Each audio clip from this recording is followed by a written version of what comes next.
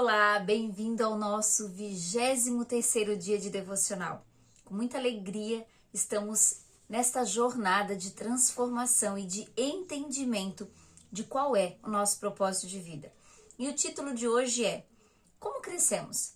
E o autor traz 2 versículos de Efésios, Efésios 14 e Efésios 15 do capítulo 4, que nos diz assim: Deus quer que cresçamos à semelhança de Cristo em tudo. O propósito disposto para nós não é que continuemos como crianças. E aí nós estamos falando na parte espiritual. O amadurecimento espiritual é o que o Senhor traz nesses 2 versículos e é o que o autor discorre neste capítulo do nosso devocional. E ele começa assim: Deus quer que você cresça. O objetivo do Pai Celestial é que você amadureça e desenvolva características de Jesus Cristo. Lamentavelmente, milhões de cristãos envelhecem, mas nunca crescem. Emperram numa perpétua infância espiritual, usando fraldas e sapatinhos de crochê. Isso ocorre porque nunca pretenderam crescer. Porque o crescimento espiritual, o amadurecimento espiritual é uma decisão. Nós só conseguimos amadurecer quando decidimos, quando verdadeiramente queremos que isso aconteça. Aí o Espírito Santo de Deus, ele é o responsável por esse amadurecimento, ele age na nossa vida. E o autor ainda continua: o crescimento espiritual não é automático. É necessário um compromisso intencional. Você deve querer crescer, decidir crescer, esforçar-se para crescer e persistir para crescer. O discipulado, que é o processo de se tornar semelhante a Cristo, sempre começa com uma decisão. Jesus nos chama e nós respondemos: Venha, seja meu discípulo. E Jesus lhe disse. Então Mateus levantou-se e o seguiu. Quando os primeiros discípulos escolheram seguir Jesus, não compreendiam todas as implicações da decisão que haviam tomado. Simplesmente atenderam ao convite do Mestre. Isso é tudo o que você precisa para começar. Decidir tornar-se um discípulo. Quando você decidir crescer, amadurecer espiritualmente, você se torna um discípulo de Jesus, seguindo os passos dele em amor. E aí depois o autor ainda discorre. É nesse estágio do comprometimento que a maioria das pessoas perde o propósito de Deus para a vida. Muitos têm medo de se comprometer com algo e simplesmente ficam vagando por aí. Medo de se posicionar frente à sua fé. Outros assumem compromissos superficiais com valores conflitantes, o que leva à frustração e à mediocridade. Quando você não sabe verdadeiramente quem você é, você não se torna discípulo, você fica vagando, você segue a manada, você segue o fluxo e você não se identifica, você não se vê como discípulo, você não vive o seu propósito. E aí o autor continua: toda escolha tem consequências eternas, logo é melhor que você escolha sabiamente. E Pedro adverte: já que tudo ao nosso redor se derreterá, que a vida santa e piedosa devemos viver. Tudo ao nosso redor vai se acabar um dia. Nós também, o nosso corpo também. Mas o que vai ficar é a sua fé. É isso que vai para a eternidade.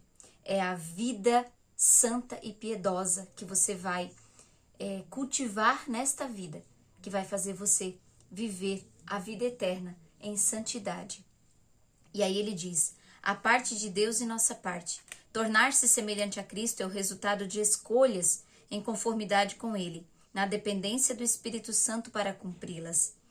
Uma vez que tenha decidido seriamente se tornar semelhante a Cristo, você deve começar a agir de maneira diferente. Quando você decide se tornar semelhante a Cristo, você age de maneira diferente.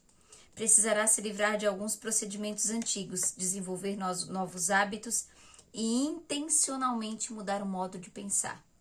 Quantos de nós acaba se sabotando pelo modo de pensar, sofrendo por antecipação pelo modo de pensar? O nosso pensamento não pode nos dominar, pelo contrário, a nossa sabedoria e discernimento deve dominar o nosso pensamento.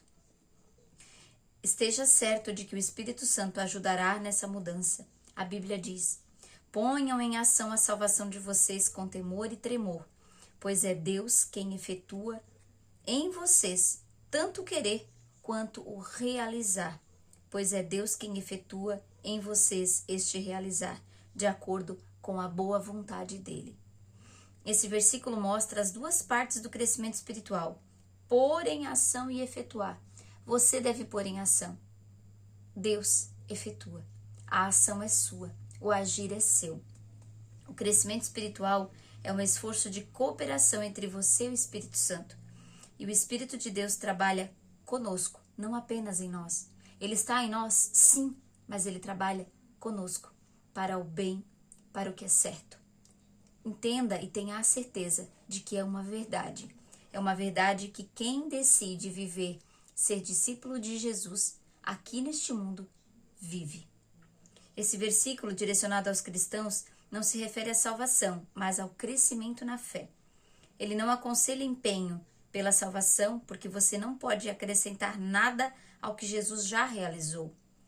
Quando põe em ação o corpo, você se exercita para desenvolvê-lo, não para conseguir um corpo. O corpo você já tem. O corpo Cristo já doou. Nós devemos colocar em ação, e a nossa atitude é que vai fazer diferença. Quando sua mente é posta em ação para resolver um quebra-cabeça, você já possui todas as peças. Sua tarefa é juntá-las. É isso que nós devemos fazer com a nossa fé para ser discípulos de Jesus. Nós temos todas as peças, porque Ele nos deu. Você só precisa juntá-las. Reprogramando o piloto automático. Para mudar a vida, você deve mudar seu modo de pensar. Por trás de tudo que você faz há um pensamento. Tudo que você age, da maneira que você reage, antes vem o pensamento. Então, lembre-se, cuide do que você pensa. No que você está pensando e a forma que você está pensando. Todo comportamento é motivado por uma crença e toda ação é induzida por uma atitude. Deus revelou isso milhares de anos antes dos psicólogos colocarem esta pesquisa em ação. Deus revelou isso há muito tempo. Tenha cuidado com o que você pensa, pois sua vida é dirigida pelos seus pensamentos. Sua vida é dirigida pelos seus pensamentos. Cuidado com o seu pensamento. Tudo que você pensa, você sente, vira um significado. E aí vai para dentro da sua mente e pode sim se realizar. Então, cuidado com o que você pensa. Aí tem duas formas possíveis de mudar a direção do barco da sua vida. A primeira é agarrar a roda do leme e forçá-la manualmente a virar para o lado oposto do que está programado no piloto automático. Com total autocontrole, você até poderá dominar o piloto automático, mas sentirá constante resistência. Seus braços acabariam por se cansar do esforço e soltaria a roda do leme, e a lancha instantaneamente voltaria a arrumar para onde o piloto automático destinasse. É isso que acontece quando você tenta mudar a vida no piloto automático, quando você quer ter o controle da sua vida. Você diz: vou me esforçar para comer menos, fazer mais exercícios, deixar de me atrasar, de ser desorganizado. Sim, o autocontrole pode produzir mudanças no curto prazo, mas cria uma constante pressão interna, já que você não tratou a raiz do problema. A mudança não é natural, então você acaba por desistir, abandona a dieta, deixa de se exercitar e rapidamente retorna aos antigos padrões.